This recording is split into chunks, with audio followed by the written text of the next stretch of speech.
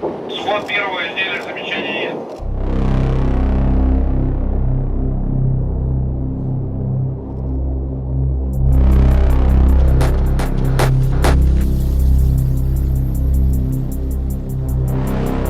Esse é o cenário agora, uma cidade completamente vazia e muitas pessoas em casa, esperando pelo pior.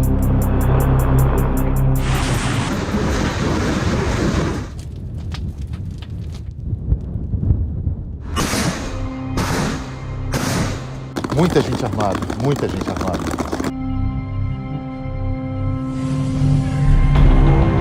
As explosões que a gente ouviu agora foram, sem dúvidas, as mais fortes e as mais próximas desde o início desse conflito. Uma percepção aqui do centro de Kiev.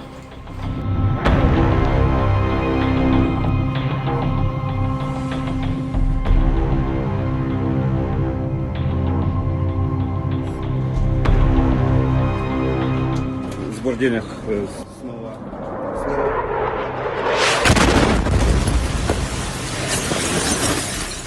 São 11 da manhã, eu tô deixando o hotel porque não dá mais.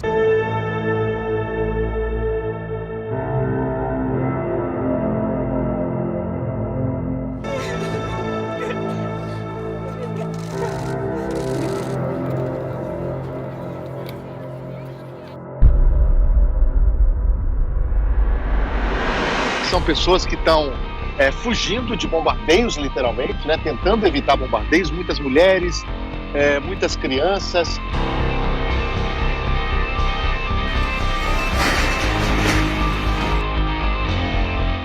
Foi um dos piores dias da minha vida, então o medo foi constante. Foi a pior noite da minha vida, tomei cada susto, escutando bomba, tiro. A gente viu tanques de guerra passando por cima de carro, aqui sem nada, sem mais, sem menos.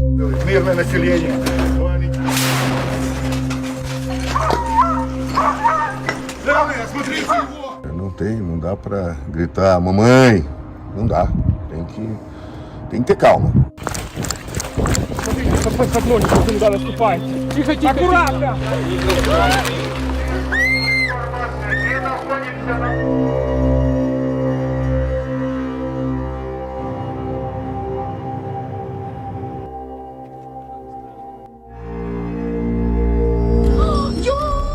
Há uma mobilização tanto do exército para que isso aconteça.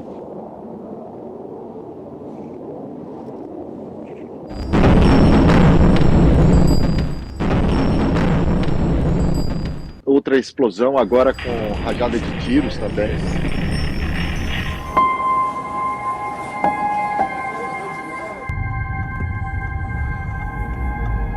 A gente está aqui parado no trânsito, nós e milhares de pessoas que estão tentando sair desse país nesse momento. É bem tensa a situação.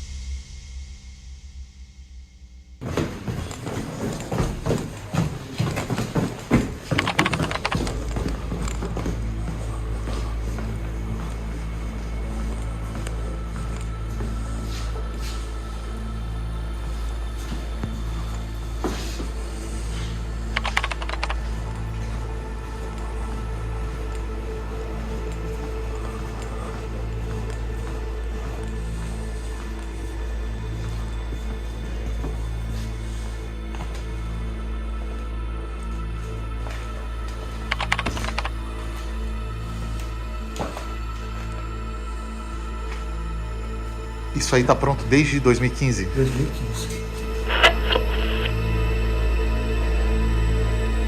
A gente atualiza, claro.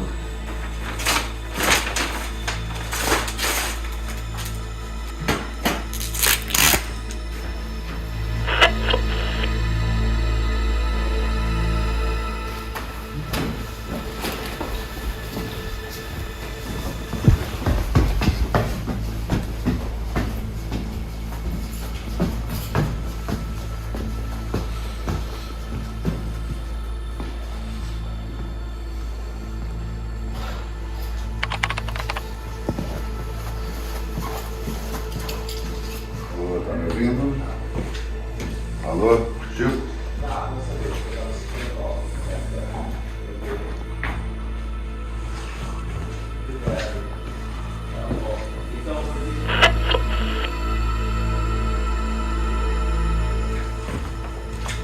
Alô, tá ouvindo agora? Tá ouvindo agora? Helena, tem mais. Helena, tem mais. Ok, tá bom então. Bom, tá.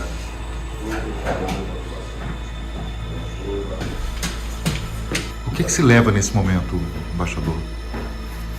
Os códigos, a bandeira. Tem mais coisa. Só tem as coisas do Jonathan. Tem elástico? Elástico? Não.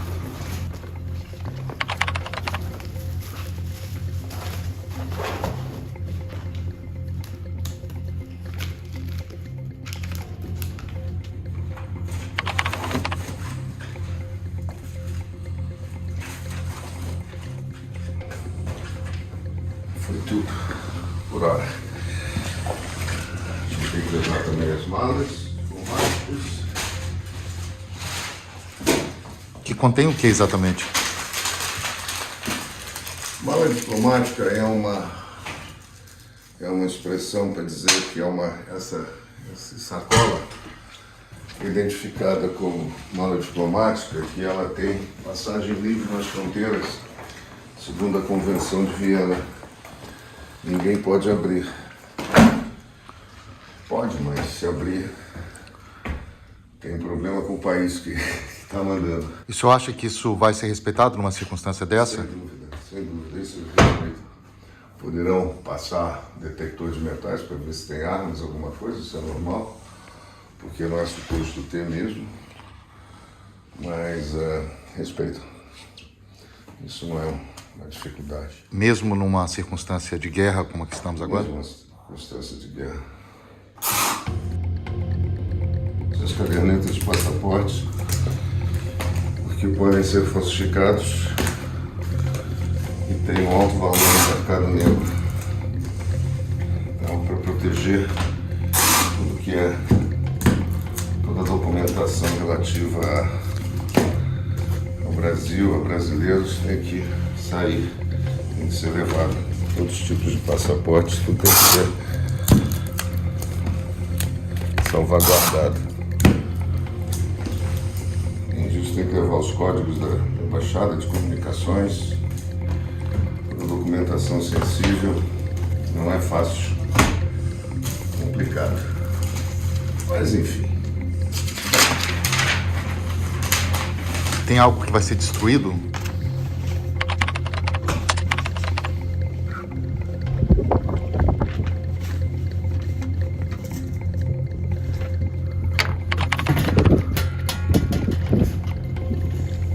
Eu tinha que inventar justo na hora de queimar.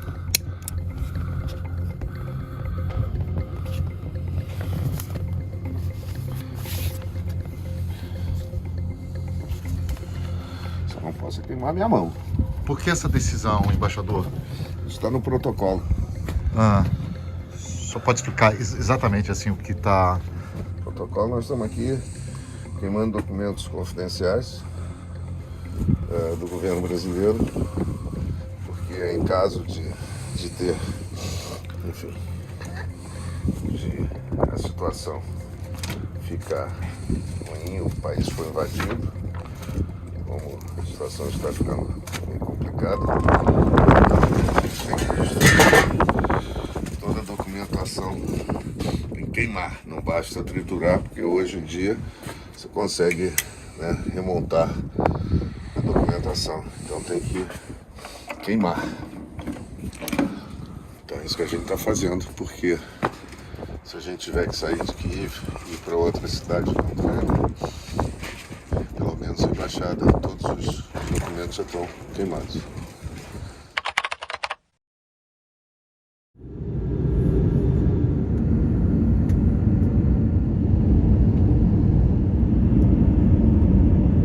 Foi um domingo quando eu cheguei a Kiev. Tava frio demais, era inverno, né? Fevereiro, muito frio. já tinha uma tensão porque tinha aqueles 200 mil, né, quase 300 mil soldados russos cercando o país inteiro. A gente estava fazendo muita matéria sobre isso, tinha uma super tensão no ar, mas ninguém acreditava que ia acontecer um ataque daquela, na escala que aconteceu. Do you think, your opinion, do you think that they sent the soldiers to Kiev, to Ukraine? Now? Yeah, or in the next days? No. No. I don't believe in this. And if the Russians arrive here, what's the plan? I don't know if to. I don't know. I don't believe that they go here and we strong. We'll fight. Yes. Naquele domingo, eles estavam celebrando, lembrando um dia que marcava a Revolução de 2014. Eles estavam homenageando aquelas pessoas que morreram lá, lutando justamente contra a influência russa, né? A origem daquela revolução ali foi um presidente que na última hora rejeitou um acordo com a União Europeia por influência de Putin e começou a revolução, né? As pessoas queriam, principalmente naquela parte do país, estar mais próximas da União Europeia, né? Não da Rússia. Isso gerou toda aquela revolução, todos aqueles mortos. E esses mortos estavam sendo homenageados naquele dia. Nos dias que se seguiram, na segunda, na terça,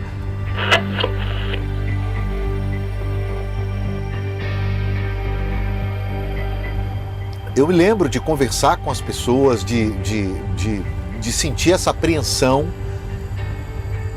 mas não a crença de que um ataque em larga escala ia acontecer.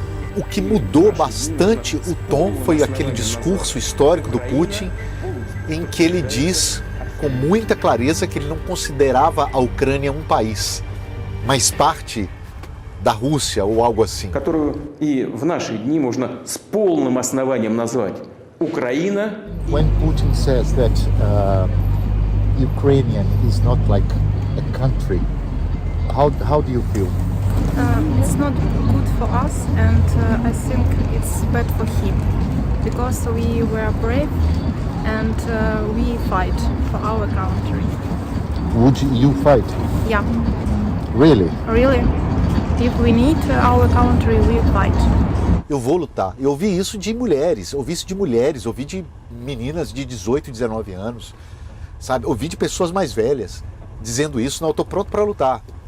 Isso foi algo muito forte, assim, muito forte, porque Обстоятельства требуют от нас решительных и незамедлительных действий. esse discurso do Putin, em que ele coloca em xeque a identidade daquelas pessoas, eu acho que aquele momento ali foi um momento que tocou os ucranianos profundamente. Eu estava em Moscou dias antes do início da invasão, cobrindo a visita do então presidente Jair Bolsonaro ao país, e o papo ali, nos meios oficiais, eu conversei com vários russos dizendo, não, nós não queremos guerra. We don't want war.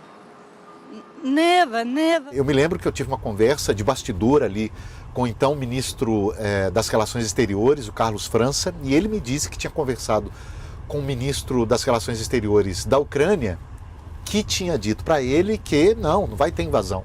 A Rússia garante que não planeja uma invasão.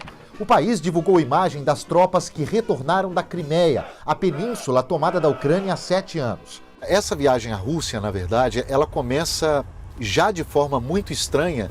Eu já tinha ido à Rússia outras vezes, e para ir, como jornalista, você precisa de um visto. Nós, como brasileiros, não precisamos de visto para entrar na Rússia, mas como jornalista, eu precisava. Eu já tinha tirado esse visto outras vezes para viajar para a Rússia, em cobertura presidencial principalmente, ou de grandes eventos. E eu nunca tive tanta dificuldade para tirar um visto. Já tinha alguma coisa estranha. Eu lembro que a gente pegou o visto na embaixada e foi para o aeroporto direto, sabe? Perdemos dois voos porque o visto não ficou pronto.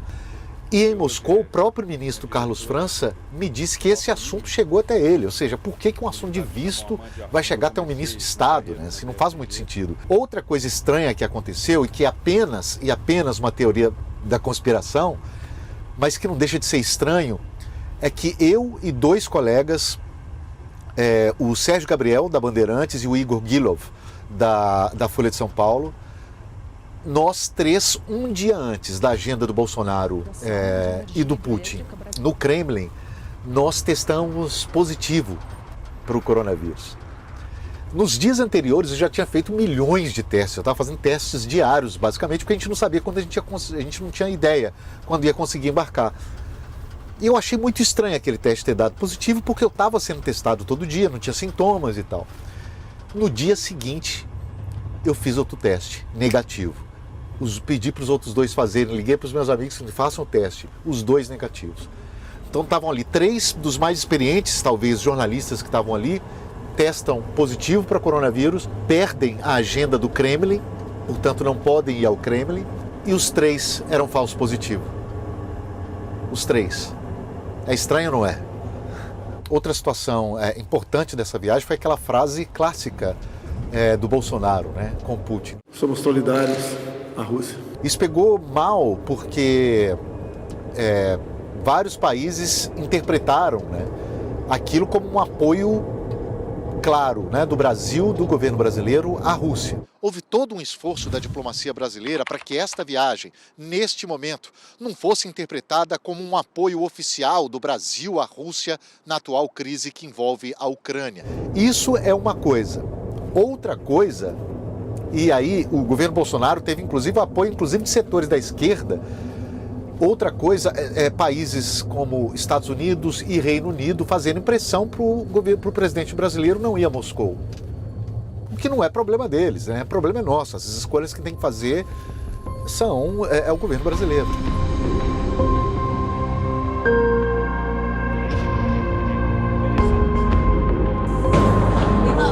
Quando eu digo que faz sentido que muitas pessoas pensassem de fato que não haveria uma invasão em larga escala como aconteceu, porque naqueles dias a Rússia fez um movimento anunciando retirada de tropas da Crimeia. O que aconteceu, na verdade, é que eles tiraram de um ponto da fronteira com a Ucrânia e colocaram no outro ponto.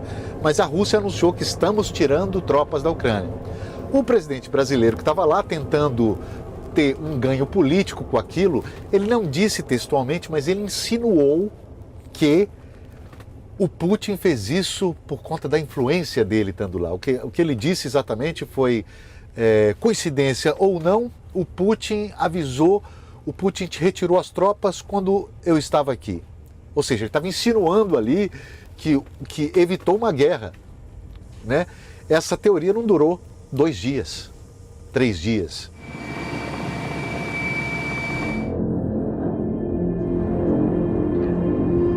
Nós continuamos aqui em Kiev, capital da Ucrânia, onde mudou muito e para pior o humor das pessoas depois dos últimos acontecimentos. Vocês viram ontem, o presidente russo Vladimir Putin decidiu reconhecer áreas no leste da Ucrânia como repúblicas independentes e enviou tropas para aquela região.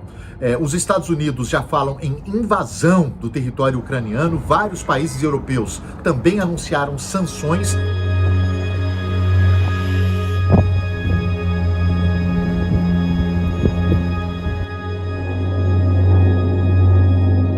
Já estava tudo fechando, eu fiquei o dia inteiro fazendo vivo, reportando o que estava acontecendo para o Brasil. E eu saí, encontrei uma última lojinha aberta aqui embaixo, aqui mesmo, aqui nesse subterrâneo tem um monte de lojinha. Na última lojinha aberta, eles estavam já recolhendo as coisas, eu comprei lá o que eu podia, pães principalmente, pães, água. E aquilo ali que foi o que me sustentou por 3, 4 dias. Ainda bem. Voltando para o hotel, com o que eu consegui garantir de comida para os próximos dias, porque tudo fechou aqui, pelo menos aqui nessa parte da cidade, e algumas poucas pessoas aqui com a bandeira da Ucrânia, jornalistas, polícia, no mais a cidade vazia, e a gente tem que se preparar para os próximos dias, porque não há mais restaurante, não há mais café da manhã, a comunicação pode ser cortada, a gente não sabe o que vai acontecer. Antes da gente continuar, a gente precisa fazer uma pausa, voltar a algumas casinhas. A gente precisa entender melhor como a situação chegou a esse ponto, porque essa guerra está acontecendo e quais são os principais personagens dela.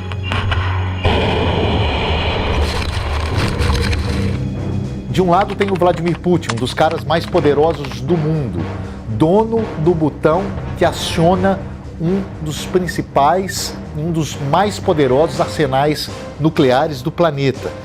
Ele foi agente da KGB, o serviço secreto da ex-União Soviética, começou a ocupar cargos importantes, atrás de cargos importantes, até ocupar um vácuo de poder ali num momento em que a Rússia vivia uma crise muito grande e chegar à presidência da República. Do outro lado, a gente tem Volodymyr Zelensky, um cara que é ator, roteirista e comediante. Ficou famoso, muito famoso, por conta de uma série em que ele atuava, representava um sujeito que virou presidente da República. E vejam só, é a ficção virando realidade. Incrível o que aconteceu na Ucrânia. E por conta desse histórico, ele enfrentou muita desconfiança da comunidade internacional no início. Ele, inclusive, negou um convite que teve para deixar o país, um convite dos Estados Unidos, um convite de refúgio, e disse não, eu vou ficar, vou lutar, e acabou se tornando uma das lideranças mais respeitadas do mundo no último ano. Olha, essa crise começa há muito tempo, né, com a sede de alguns russos de reviver a antiga União Soviética, o poder da antiga União Soviética. Naquele momento, a Rússia queria evitar a todo custo uma possível adesão da Ucrânia à OTAN, aliança militar liderada pelos Estados Unidos, que tem ali Estados Unidos, Canadá e a maior parte da Europa. Com o passar dos anos, o grupo foi se expandindo para o leste europeu e aumentando a presença em uma área de influência dos russos. E isso não estava combinado com os russos, muito pelo contrário. Havia um tratado ali de que a OTAN não chegaria tão próximo das fronteiras da Rússia. Putin também alegava, sem provas, claro, que a Ucrânia cometia genocídio contra povos de origem russa, naquelas regiões separatistas de Donetsk e Luhansk, no leste ucraniano. E com a justificativa de desmilitarizar e desnazificar a Ucrânia, o presidente russo autorizou a invasão do país na madrugada de 24 de fevereiro de 2022. E aí, aconteceram explosões em várias cidades do país. Kharkiv, no nordeste, Dnipro, no centro, Mariupol, Kherson, Odessa, no sul. E as bombas chegaram também aos arredores de Kiev. No centro de Kiev dava para ouvir o barulho das explosões. A guerra, naquele momento, tinha deixado de ser uma ameaça para se transformar numa realidade que chegava cada vez mais perto. Bom, esse assunto é muito complexo e daria para passar horas falando sobre ele, mas acho que a gente já pode continuar de onde a gente parou. A comunicação pode ser cortada, a gente não sabe o que vai acontecer. Eu vou tentar mandar, inclusive, esse vídeo antes que isso aconteça. Naquele dia eu recebi um telefonema do Brasil, eu estava dormindo, eram 3, 4 da manhã. Eu estava dormindo e quase acordei porque tinha uma movimentação estranha nos corredores, gente batendo na porta. E eu recebi um telefonema, era meu chefe, o Rodrigo Ronhart, me dizendo, você está vendo o que aconteceu? Na verdade, e quando ele me disse isso, eu liguei as coisas com barulho no corredor e eu pensei, puxa vida, começou a invasão.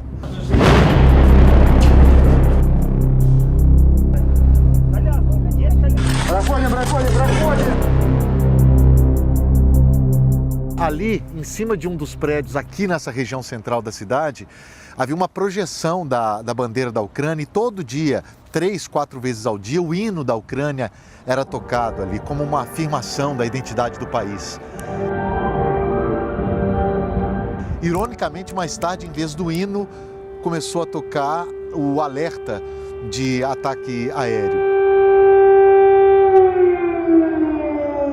Esse é um momento aterrorizante, né? É um som clássico de filmes de guerra, mas aqui a coisa é real. E aí, logo no primeiro dia, eu já conseguia ouvir do hotel onde eu estava, que fica bem aqui atrás, os barulhos das explosões.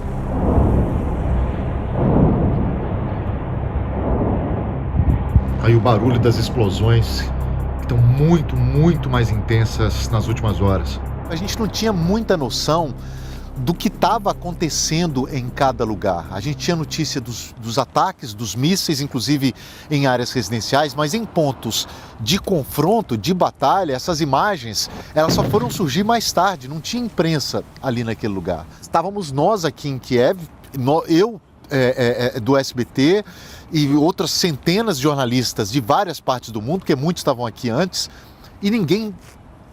e as pessoas não tinham muita noção de como estava a menos de 30 quilômetros daqui. E para dificultar ainda mais, o governo decreta a lei marcial e um toque de recolher que, em alguns casos, durou 3 dias. Você não podia sair às ruas, porque se você saísse, você poderia ser um alvo deles.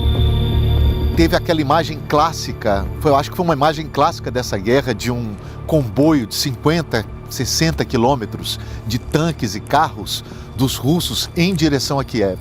Então, virou meio que um consenso entre as pessoas que estavam aqui, entre diplomatas, entre jornalistas, de que era questão de dias para os russos chegarem aqui no centro da cidade. O que acabou não acontecendo. Mas chegou um momento, aí sim, vale o treinamento que a gente recebe, vale a experiência que a gente tem. E eu pensei, não, agora é hora de ir embora. Olha só, eu tô deixando o hotel, as coisas estão bem estranhas aqui. O hotel tá com uma milícia agora, tá tomado por uma milícia, me parece. Não acho que são soldados ucranianos. Os jornalistas estão saindo daqui. E como tem pouquíssimos agora, eu acho que já não é mais um lugar tão seguro assim. E quando eu estava aqui nesse hotel, logo que os ataques começaram a acontecer, os funcionários começaram a ir embora. A recepção ficou vazia, o restaurante fechou, o pessoal da limpeza foi embora, ainda tem aqui costureira, enfim, vários tipos de serviço, todos esses serviços cessaram, até ficar apenas um segurança. E aí o hotel, a porta do hotel, a recepção do hotel virou uma barricada. Eles pegaram todas as mesas, cadeiras, colocaram tampando ali a porta e isso virou uma barricada. As pessoas iam embora do hotel e não deixavam a chave na recepção porque não tinha mais recepção. Então elas deixavam a chave nos quartos.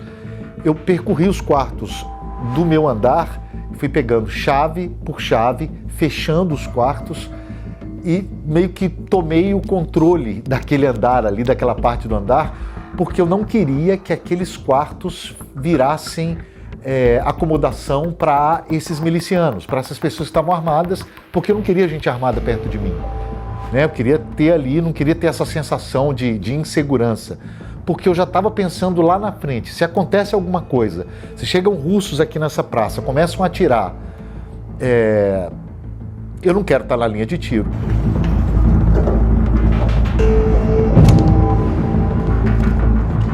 Nos quartos eu peguei água, cheguei a pegar até comida em alguns quartos, porque eu tinha pouca, e peguei toalha, peguei roupa de cama limpa, porque os serviços pararam todos.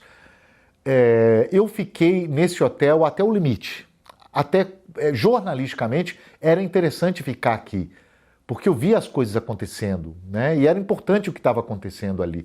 O que acontecia nesse hotel era um espelho do que estava acontecendo no país inteiro, né? As milícias se organizando. E quando eu deixei o hotel, eu me lembro que na porta eu ainda encontrei com um desses grupos, alguns sujeitos que estavam aqui já tomando conta do hotel, da milícia, e disse para eles, olha, lá no meu quarto tem comida e tem água. Thank you. Thank you very much. Guys, good luck. I left a key 525 with food and water if you need. Okay. Thank you very much. Yeah? Okay. Eu vou deixando o hotel agora, ali vocês veem 3 integrantes ali da milícia que veio aqui pro hotel. Aparentemente não são militares, mas são das milícias que estão sendo formadas aqui para tomar conta desse hotel, que é, como vocês veem, muito alto e é um ponto estratégico aqui em Kiev para snipers e para ver a movimentação de tropas lá de cima, a movimentação dos russos. Então é hora de deixar o hotel e de procurar um outro lugar. Vamos lá.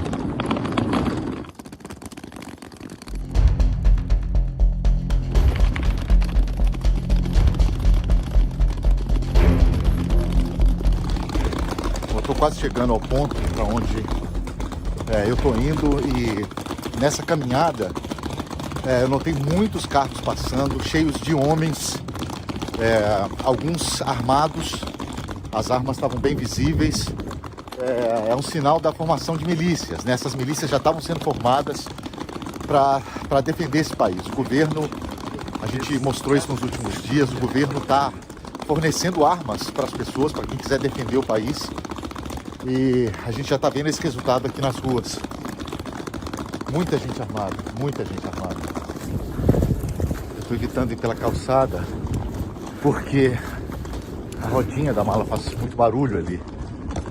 E eu quero ser um pouco mais discreto. Nessas horas é bom ser um pouco mais discreto, se locomover com discrição, com cuidado. Espero que eu esteja fazendo a coisa certa.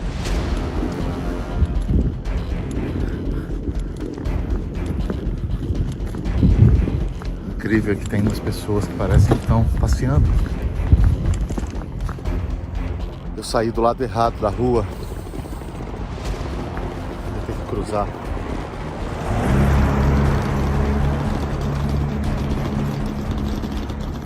Cheguei. Custou, me perdi. Mas eu cheguei. Depois que eu saí, depois que eu deixei o hotel, eu fui gentilmente abrigado pela Embaixada do Brasil aqui na Ucrânia. Naquele momento eu não conseguia achar um hotel fácil e o embaixador abriu as portas da embaixada para mim, da casa oficial do Brasil aqui, e eu fiquei lá por alguns dias. A minha preocupação ali naquele momento era assim, ok, eu estou aqui testemunhando aqui algumas negociações, eu estava lá ao lado dele, ele estava o tempo inteiro trabalhando, então a decisão que eu tomei ali naquele momento era, eu não vou usar essa intimidade que eu estou tendo aqui agora, não vou me aproveitar dela para obter informação. Porque eu não queria que as coisas se misturassem muito. Não sei se essa foi uma decisão certa ou errada, mas foi a decisão que eu tomei naquele momento. E eu me lembro que era um momento que a Embaixada do Brasil aqui estava sendo muito criticada porque demorou um certo tempo para avisar oficialmente os brasileiros para saírem da Ucrânia. A diplomacia brasileira seguiu os passos da grande maioria das embaixadas e pediu para os brasileiros saírem da Ucrânia, deixarem a Ucrânia já ali aos 47 do segundo tempo. Depois, inclusive, que alguns países europeus, Reino Unido, França, também os Estados Unidos, que já tinham avisado antes. E havia uma pressão muito grande. Se Estados Unidos, Reino Unido, esses países estão pedindo para os seus cidadãos para sair, por que não o Brasil? Por que o Brasil não está fazendo o mesmo? Embaixador, a gente está num momento aqui em que a maior parte das embaixadas, ou boa parte delas, principalmente da União Europeia, já está fechada, né? Os diplomatas já se deslocaram. Como é que o senhor recebeu as críticas que vieram do Brasil em relação à atuação da embaixada aqui nesse momento? Está todo mundo, enfim, passando por um momento muito absurdo e jamais esperado no século XXI na Europa. Então é normal que as pessoas tenham medos e que as pessoas tenham aflições, fiquem aflitas com seus parentes e amigos que estão aqui. Como os meus parentes e amigos também estão aflitos, me escrevendo. Então é normal que as pessoas reajam de maneira destemperada e tal, mas isso não tomo isso de maneira pessoal, porque eu sei que minha equipe e eu estamos fazendo todo o possível para tirar o máximo possível de brasileiros daqui. Estamos conseguindo. Enfim, isso é normal, isso faz parte da vida também. Se houve erros, eu não sei. Eu até acho que essas pessoas esse aviso deveria ter sido dado mais cedo. Mas o que eles fizeram ali para tentar tirar os brasileiros, isso eu vi de perto. Eu vi o André, por exemplo, da embaixada ali nos telefonemas, orientando as pessoas, pega esse trem, monitorando o trem o tempo inteiro. Estou dizendo que não vai ter problema, ok? Então chegando lá com calma, porque eu não posso dizer imediatamente quando eu vou poder estar na estação. Mas a gente vai tentar, eu vou tentar ir logo, ok? Eu me lembro do embaixador o tempo inteiro tentando armar uma logística para para tirar essas pessoas daqui. Vocês se preparem e saiam amanhã de manhã. Ponto. Certo. Eu vou decidir ainda se André e eu vamos embora.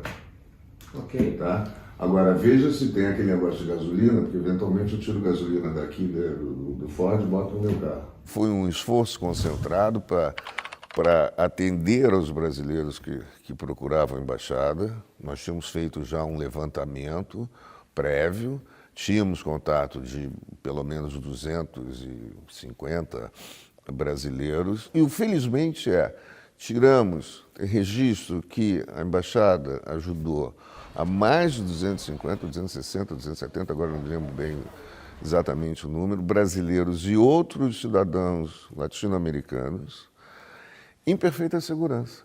Eles trabalharam muito, sabe? E uma das melhores coisas que a gente tem no serviço público brasileiro, independentemente do governo, é o Itamaraty, sabe? E ali naquele momento eu vi o melhor do Itamaraty. Embaixador, 4 dias nessa... Já estamos no quinto dia.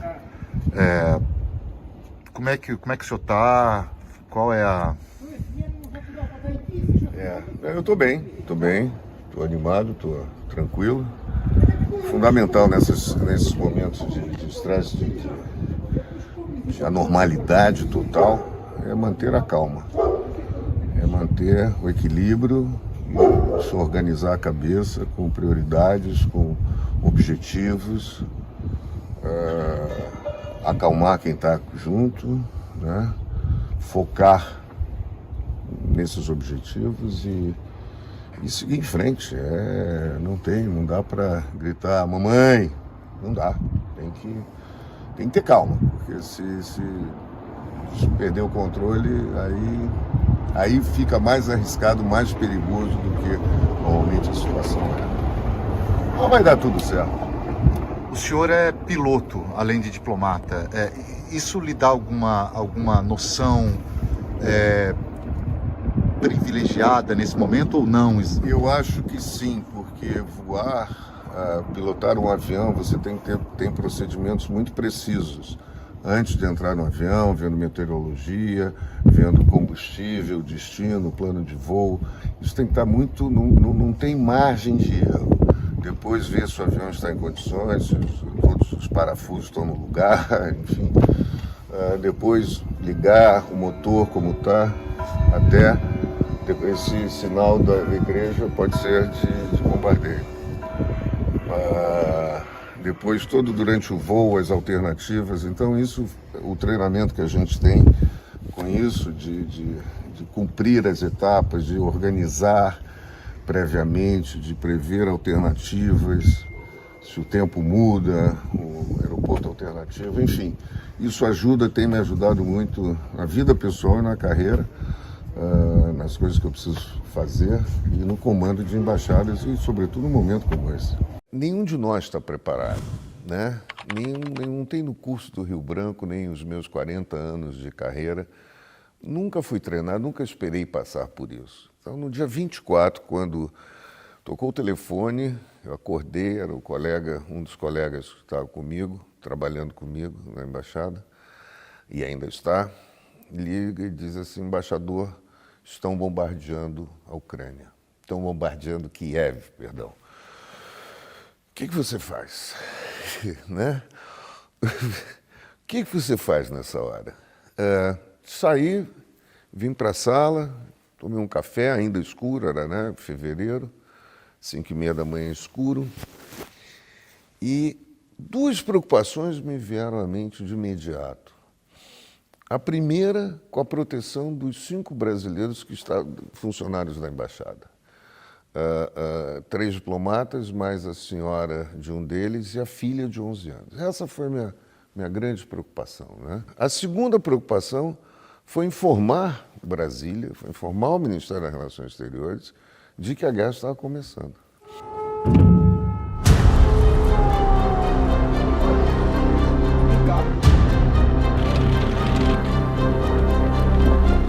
Aqui o prédio onde funciona a embaixada, ele teve que ser fechado, porque havia aí sim um consenso de que era questão de dias para os russos chegarem aqui.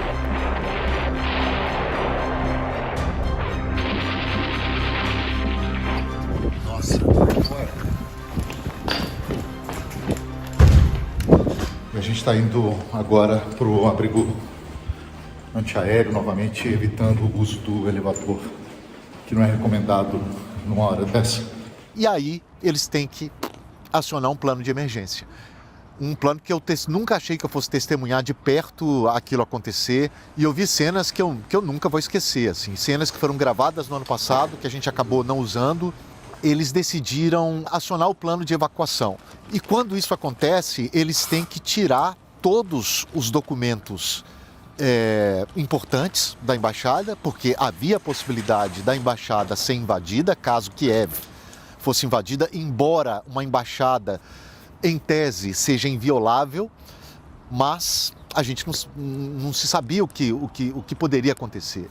Os acontecimentos aqui, em coordenação com vocês, eu vou picar a mula, tá? Tirar gente comigo, enfim, tem 2 brasileiros, um casal, mais um jornalista, mais o pessoal da embaixada, e vamos embora. Então, aí não estou me precipitando, não estou correndo desesperado, mas estou me preparando para não ser pego no contrapé, tá? Tá bom? Então é isso, eu já estou aqui na embaixada, tirando o que é importante, levando o HD, levando essas coisas que tem que fazer, tá bom? Me preparando para sair. Tchau. Então começa esse plano para tirar documentos. Uma coisa que me chamou a atenção, assim, o passaporte brasileiro. Lá na embaixada, obviamente, eles têm passaportes para fazer passaportes para as pessoas, para renovar passaportes. E o passaporte brasileiro é muito valioso no mercado negro. Eu me lembro do embaixador me explicando isso, porque qualquer um pode ser brasileiro, inclusive russos, para se movimentar por aí como brasileiros. Então, uma das primeiras coisas foi: vamos tirar os passaportes brasileiros. Outra questão importante é que documentos a gente deixa, que documentos a gente leva e que documentos a gente elimina. Eu presenciei essa discussão ali e foi uma discussão muito rápida, muito tensa, porque ao mesmo tempo em que eles discutiam o que vamos fazer com os documentos, quais são os documentos que a gente vai levar, as pessoas estavam discutindo com suas próprias famílias para saber o que iam fazer. Então, assim, era um momento do pessoal e do profissional se chocando ali. Tudo bem, tudo em ordem, sob controle, tá? Fica tranquilo. Tô na embaixada ainda. Estamos tirando os panos de mão. Tá bom?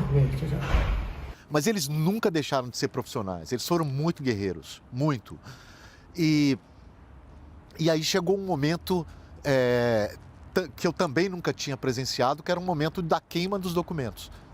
Eles precisaram queimar documentos considerados muito restritos, documentos secretos da Embaixada Brasileira aqui, documentos que o governo brasileiro não quer que outros governos tenham acesso, seja qual for o motivo. Eu não tive acesso ao teor desses documentos, mas vi a pilha de documentos e vi o momento em que eles começaram a queimar os documentos. Então eles usaram uma churrasqueira, basicamente, para colocar uma pilha de papéis. Eu me lembro, inclusive, que eu falei: olha, essa pilha de papel não vai queimar desse jeito, vocês precisam pegar os papéis, amassar um pouco, porque senão não vai queimar direito. E ali eu vi parte de informações confidenciais, de documentos confidenciais do Brasil, virando cinza, porque havia o receio de que esses documentos pudessem parar em mãos erradas.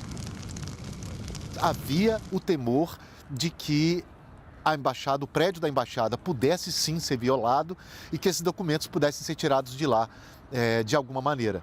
Seguinte, liga para a empresa de segurança.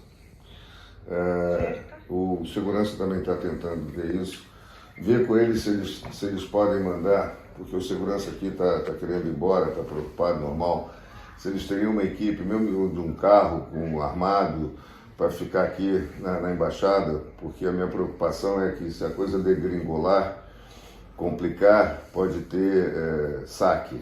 Quer dizer, eu sei que os ucranianos são educados, não são disso, mas não podemos confiar em todo mundo, sobretudo os que estão tentando chegar. Então, um carro armado lá com pessoas para proteger a embaixada, mas isso que ele disse que ele pode mandar antes, que ele disse mas a gente vai ter que pagar valor adicional. Sim, não é problema, dinheiro não é problema. Se puder fazer a transferência, o pagamento, a gente faz, não tem problema. Não estamos falando de dinheiro, tá? Vou ligar agora pra ele, tá bom. Isso é 24 horas, 24/7. 24 horas. 24/7. Armado.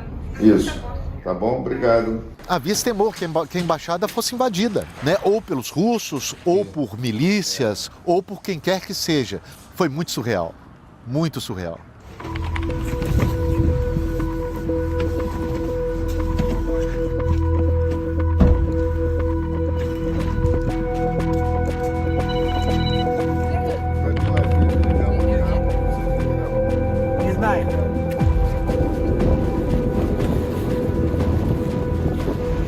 O que temos mais? As águas têm que ficar acessíveis. Bota nos laterais dos carros. Nas laterais dos carros. Me dá 4, tá bom, eu achei fácil. A gente saiu de Kiev naquele dia, eu me lembro que a cidade estava branquinha, bonita, tinha nevado na noite anterior e para uma viagem que a gente não sabia quanto tempo ia durar, porque a gente não podia pegar o caminho mais rápido, porque era justamente onde estavam acontecendo alguns ataques. A cidade está cheia de barricadas.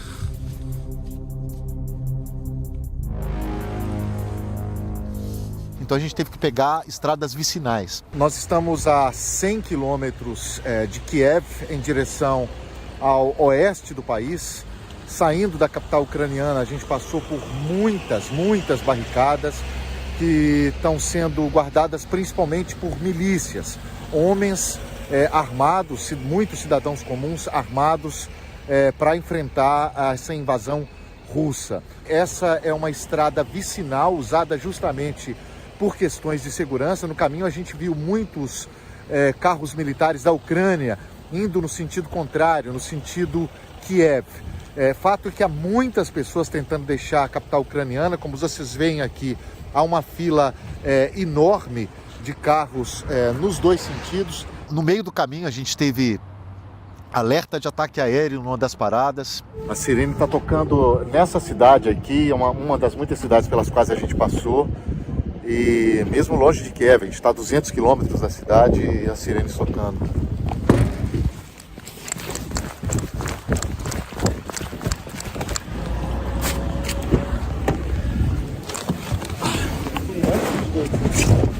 E esses pontos de bloqueio, às vezes a gente esperava 2, 3, 4 horas. Então uma viagem que, em tese, poderia durar ali 6, 7 horas, durou 2 dias. O que nos disseram aqui é que a lógica desses congestionamentos, da checagem de segurança, é que quanto maior a cidade, maior a preocupação dos ucranianos. Portanto, maior o pente fino que eles fazem, mais exigente eles ficam. E por isso a gente está esperando aqui, depois de 13 horas de viagem, a gente está há mais de 1 hora nesse congestionamento aqui, um dos muitos que a gente enfrentou nessa terça-feira. A gente teve que parar para dormir no meio do caminho. Nós éramos ali 15, 16 pessoas e tinha uma vaga no hotel nessa cidade. Obviamente eles ofereceram essa vaga para o embaixador. E foi algo que me chamou a atenção. Ele disse o seguinte: não, eu vou ficar com todo mundo. Vou ficar onde todo mundo vai ficar. Era um dormitório muito simples, muito simples. E todos dormimos lá. Assim, eu me lembro que tinha uma babushka, uma avó, né, como eles chamam em ucraniano, /russo, que foi muito simpática conosco, nos ofereceu chá, café, assim, o que eles tinham ali eles dividiram com a gente. Inclusive nos deram teto, numa noite muito fria. Toda uma atenção nessa que nos deram, nesse momento de guerra, nesse momento de sofrimento, né? Mas não mediram esforços para nos acolher. Foi muito bonito. Uma senhora, uma babushka, inclusive hoje de manhã, me deu 2 maçãs, outra senhora me deu uma santinha para nos proteger.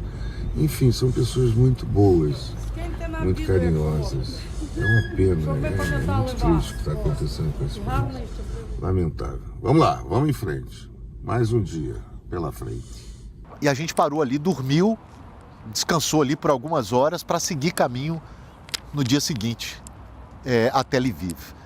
E parando em barricada atrás de barricada, isso deixou a viagem muito mais tensa e muito mais cansativa. Aqui é um processo de checagem mais rígida, eles estão conferindo documentos em boa parte dos carros, por isso o trânsito está tão lento.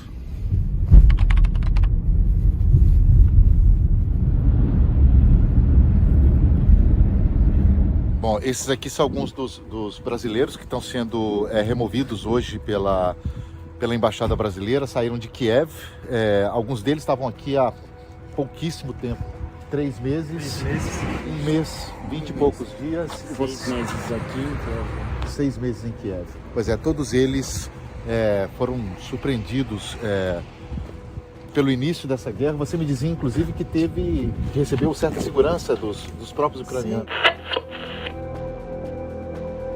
Como eu trabalho com muitos ucranianos, o dia a dia era seguro, eles eram felizes, seguros, viviam a vida, não tinha por que eu sair daqui, se eles mesmos que são daqui estavam felizes, seguros e não ia haver guerra. Você acha que eles não esperavam por isso? Não esperavam por isso, não ia haver guerra para eles. Foi de uma hora para outra, foi de repente.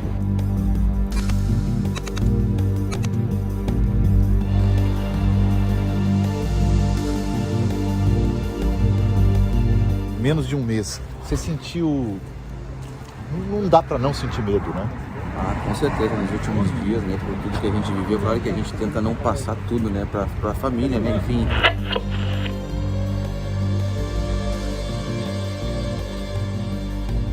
Tem irmã nova, tem namorada, tem o pai, enfim, irmão. A gente tenta não passar tudo que vinha acontecendo, né, mas tu tá presenciando, né, e cara, foram dias terríveis, né, acho que o dia da bomba, que a gente escutou muito forte, foi um dos piores dias da minha vida, então o medo foi constante. Você quer voltar para cá? Não, nunca, acho que é uma palavra muito difícil, mas não pretendo voltar aqui para essa leste europeu, né? Principalmente Ucrânia, esses países, Rússia, não é do meu interesse. Não.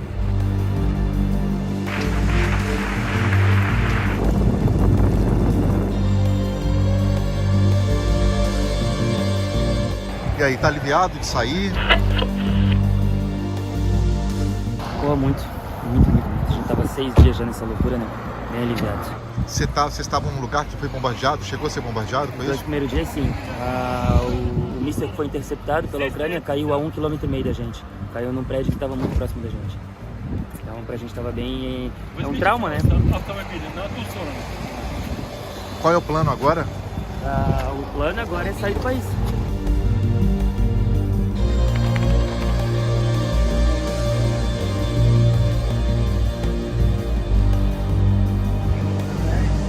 André, tá certo a bandeira? Aham. Aqui, hoje é dia... Que dia é hoje? Hoje é... 2 de março. 2 de março. 2 de março de 2022. Acabamos de chegar de Kiev, a viagem de 650 quilômetros. Aqui, brasileiros, estamos bem. Eles seguem para a Polônia, para a Romênia. Esse é o trabalho do Itamaraty. Tá? Obrigado. Obrigado.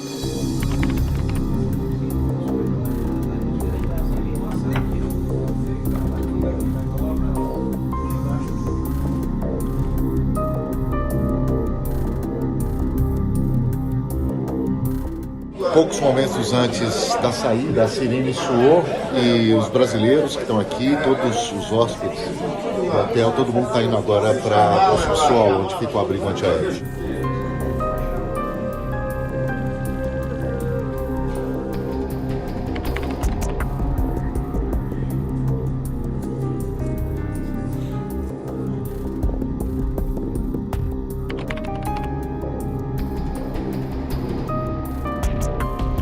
O percurso de pouco mais de 70 quilômetros poderia ter durado horas, não fosse o caminho livre aberto pela polícia a pedido da Embaixada do Brasil, um privilégio que muitos ucranianos não tiveram.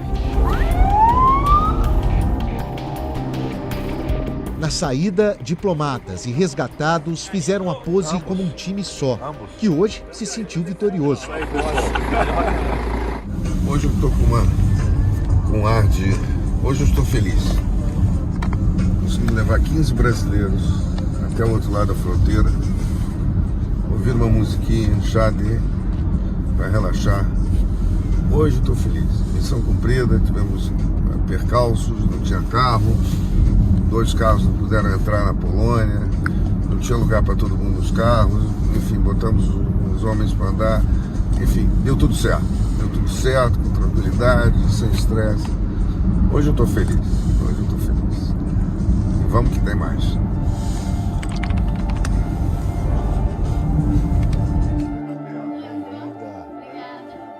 Quando a gente chegou lá, era muita gente empurrando, crianças chorando, a esposa se despedindo dos maridos, muito triste a situação. Mas graças a Deus a gente conseguiu pegar o trem e tá aqui agora. A primeira imagem dessa guerra são aqueles trens lotados, são as estradas congestionadas, são as pessoas cruzando a fronteira com a Polônia, principalmente. Aquela foi a imagem principal. Em Lviv a gente sentia mais a crise humanitária, que todo esse horror estava gerando. Eu me lembro na estação de trem, era uma coisa absurda, a quantidade de gente que tinha ali tentando sair de trem ou tentando pegar um ônibus ali perto, indo para qualquer lugar. Era desesperador, porque naquele momento as pessoas não sabiam o que ia acontecer nas próximas semanas. Muitas delas achavam que era o fim desse país. E aqui dentro da estação, a situação é essa, que as pessoas não têm ideia de quando elas vão embarcar. Também é um lugar que está completamente lotado, muitas mulheres, muitas crianças. E os trens agora foram organizados para que todos eles sejam trens de evacuação, para tirar essas pessoas daqui. Mas essa é a situação. Muita gente tentando sair e poucos trens à disposição. É muito tentador, quando você está cobrindo uma guerra, de você se prender ao aspecto militar da coisa. Então, esse lado está usando tantos aviões desse tipo, esse aqui está usando um navio de guerra, esse está usando esse míssil que é capaz disso. Isso é informação, Mas a gente nunca pode perder o rumo do que é mais importante num conflito desse, que é o aspecto humano da coisa. Quantas pessoas vão ainda ficar feridas, vão ainda perder suas vidas, suas casas, até que esse conflito seja minimamente resolvido? Não são números apenas, são histórias, são pessoas. Né? A gente não pode perder esse foco nunca, eu acho. A dona Nina, de 70 anos, está explicando pra gente aqui que ela está esperando os bisnetos, um deles ficou com um mês. O neto dela ficou para trás lutando e ela está esperando a chegada dos bisnetos com a mulher do neto dela que estão tentando chegar aqui a esse ponto, e ela está aqui parada em frente à estação esperando. A Tânia está aqui explicando para a gente, ela está com 2 filhos aqui, um de 12 e um de 11 anos, está tentando embarcar, está tentando sair aqui de Lviv, e o marido ficou para trás. O marido se juntou ao exército da Ucrânia para lutar contra os russos.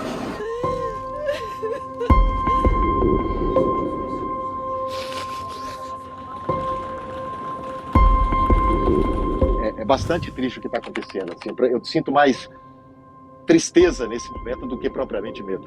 Claro. Bom, vamos seguir com o programa.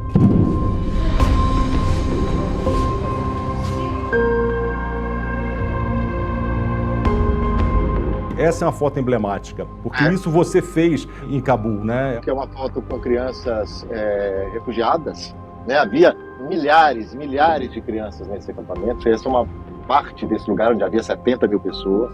Essa sua preocupação com os refugiados, com as vítimas civis, né? Que nunca são efeito colateral, eles são a essência de quem sofre uma guerra. Você, enfim, identifica isso muito bem. E quando eu pensava em reclamar, eu sempre penso isso quando eu estou nessas situações, eu me lembrava que tinha gente morrendo, que tinha gente sendo ferida, né? E eu estava ali em relativa segurança. O aspecto humano, a questão dos refugiados, a história das pessoas, a história dos soldados que estão indo lutar, mesmo a história dos russos, né? Todos são seres humanos no fim das contas, né? E tem histórias para contar, tem uma história por trás daquele sujeito ali que está fazendo às vezes coisas horríveis, mas são histórias. E muitas das histórias, sejam elas ruins ou boas, a gente tem que contar, porque elas nos ajudam a entender melhor o que está acontecendo. Me lembro aqui, nesse hotel, por exemplo, de um garçom cujo irmão mora na Crimeia, que hoje a Rússia considera parte do seu território, foi o território anexado em 2014 pela Rússia, e ele me dizia o seguinte: olha, meu irmão está na Crimeia, foi convocado para lutar pelos russos. Então ele está lutando, ele vai lutar contra a Ucrânia, ele vai lutar contra mim. It's absurd. And your brother has to fight against Ukraine. Yes. Against you. Yes. Foi uma história, um depoimento ali muito rápido, assim, que eu gravei ali numa pressa, naquela confusão das sirenes, do barulho das bombas, mas que é muito significativo para mostrar um aspecto valioso e importantíssimo desse conflito específico, porque são povos muito próximos, né? Assim, que têm parentesco, que namoram um com os outros, que tem família lá, família cá, e isso de repente houve essa separação.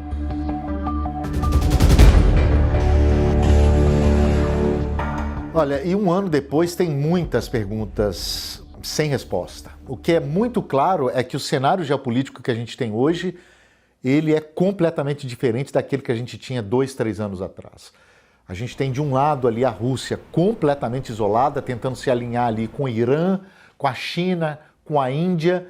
Vai ser muito interessante acompanhar o papel do Brasil nisso tudo. O Brasil tem tentado aí se manter em cima do muro, com uma crítica ali contra a invasão russa, votando contra a Rússia na ONU, mas no discurso, o discurso do Brasil ainda é bem distante do discurso dos europeus e dos norte-americanos. E para muitos especialistas é assim mesmo que tem que ser, né? O Brasil tem que manter uma posição ali diferente, até para ter um canal aberto de diálogo com a Rússia. O futuro dessa guerra a gente não sabe, não dá para saber o que vai ser. Se ela continua nesse ritmo de europeus enviam armas, Estados Unidos enviam armas, a Ucrânia se defende, a Rússia ataca, não dá para ter ideia de quando isso vai terminar.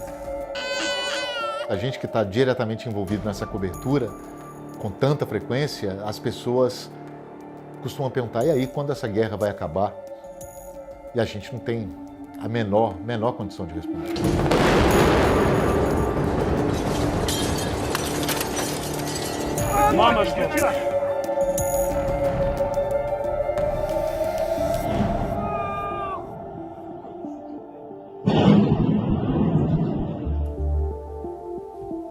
É isso.